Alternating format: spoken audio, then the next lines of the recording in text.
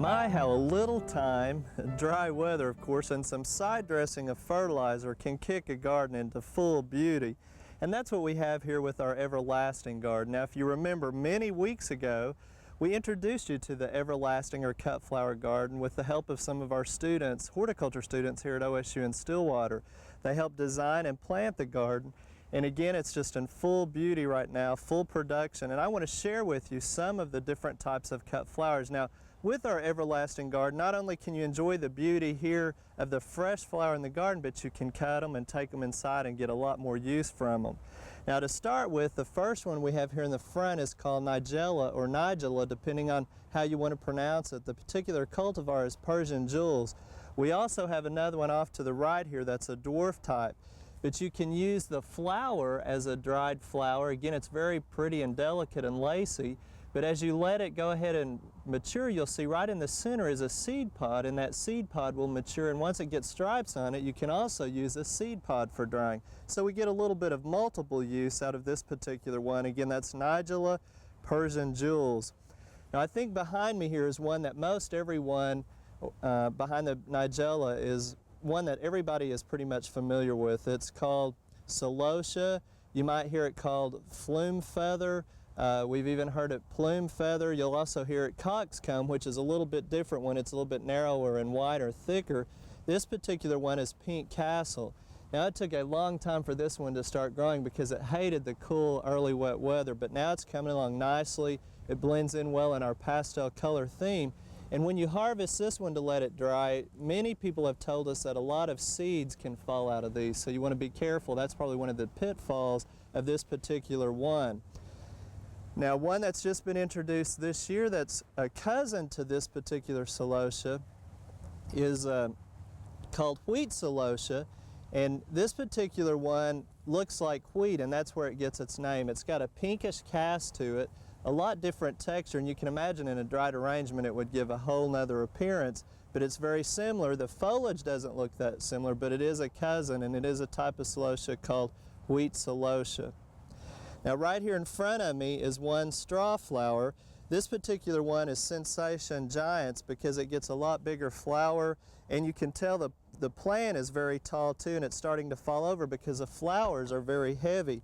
As a matter of fact, the straw flower is one that when you feel of it, it almost sounds like paper. When you rub against it, it sounds dry to start with, so it makes a perfect dried flower as well. One that's very similar to that here is double mixed Helichrysum. A little bit different foliage characteristics. It sends up one flower, but again, it has that dried appearance to it. And remember, there's all kinds of cultivars of many of these. We're just showing you specific ones in our garden, and it's called double mixed. In front of that is probably one that many people are familiar with, not only in dried arrangements, but fresh flowers, and that is snowball, early snowball, and it's Gypsophila. Baby's breath is another common name, and it's the latest one here. It's not really blooming yet, but it's coming along nicely. We're starting to get some height on it. Another very common one is Status. This particular one has to be, or is called pastel shades. Again, various shades of pastel colors.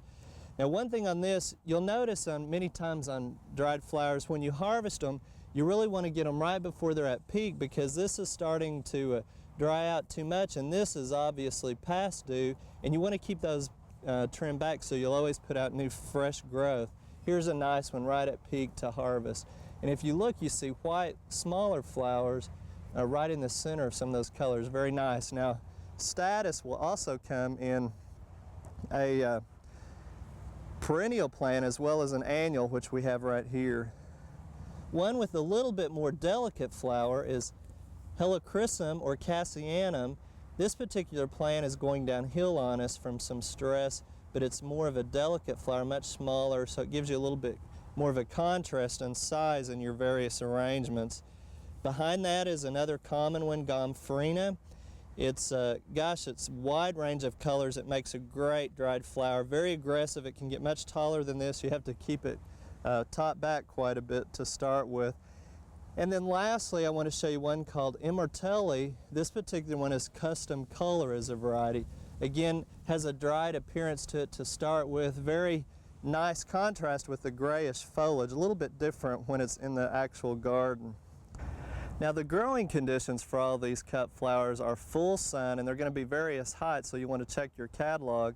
But you've got to watch and not overwater them, and that's what's happened because it's adjoining our Bermuda grass here. Some of our irrigation is overlapping, and we're actually causing them to rot, some of them, because they're getting too much water with some of the soil diseases we have, especially on the Cassianum here. That's one reason it's starting to decline, and the status is as well, so you've got to watch your watering and not overdo it.